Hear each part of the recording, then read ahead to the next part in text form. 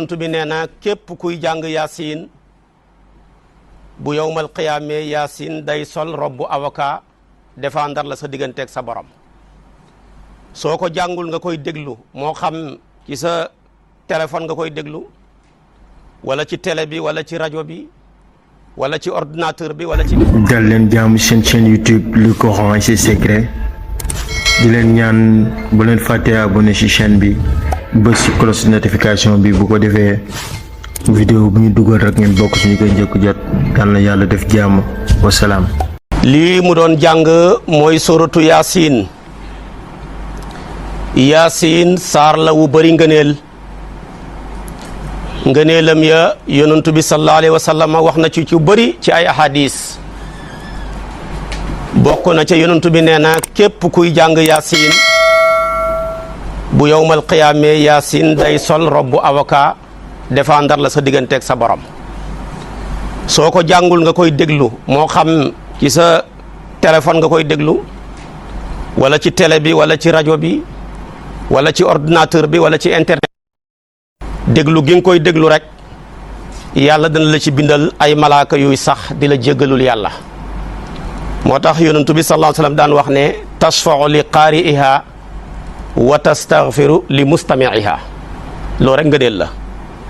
ñaareel bi tamit wax na ne yaasin ku ko jàng wenn yoon rek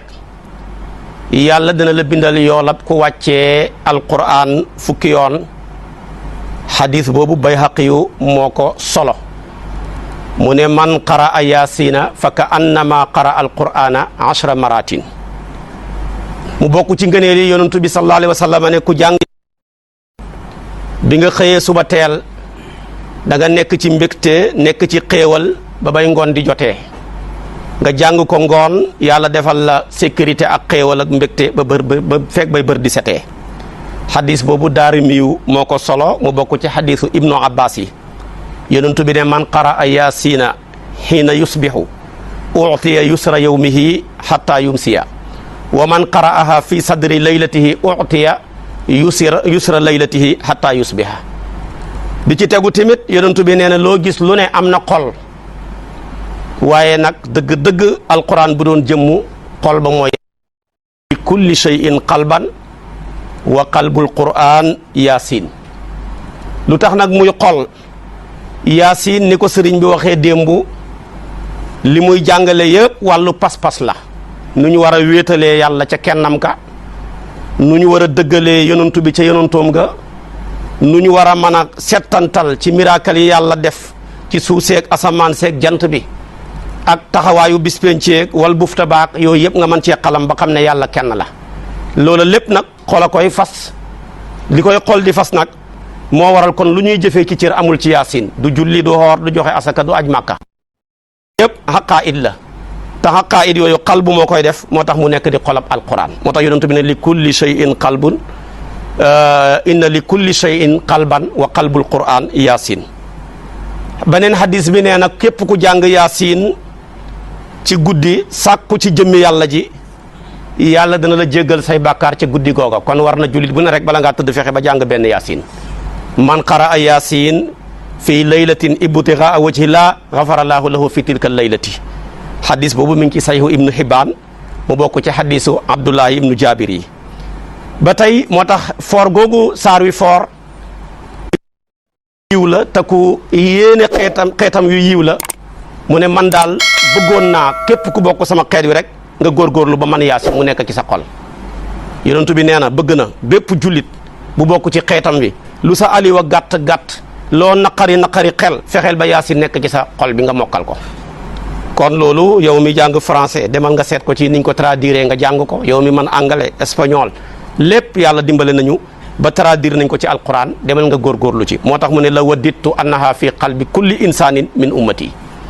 yonentu nag lu mu bëgg lu ne soo bëggee texe da nga ko koy bëggale nañ ci góorgóorlu kon kenn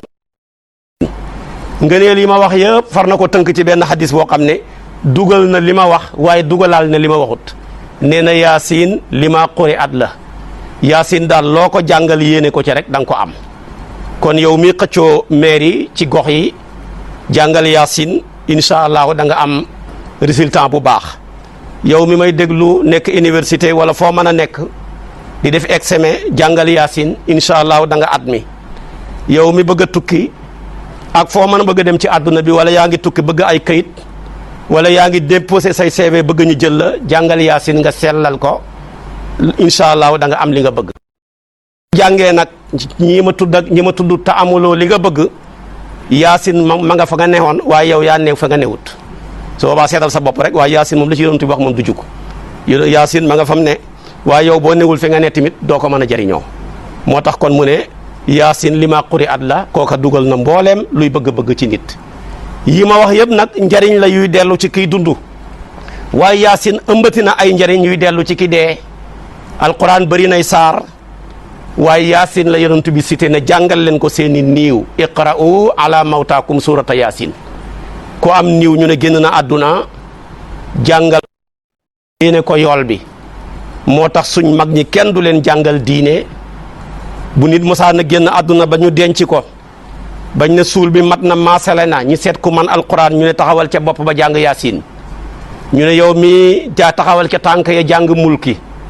ndax yàlla man koo dimbale ba du am benn fitna du am benn jafe-jafe ci biir bàmmeelam léeg-léeg nag nit weddi ne ay armeel ku ñu rob kenn waru faa jàng alquran hadis bi moom dafa ne ku dee rek jàngal leen ku dee yaasin ki dee nag xaqiqatan mooy koo xam ne ruuxu ga nekkatu fa rek moo xam denc nañ ko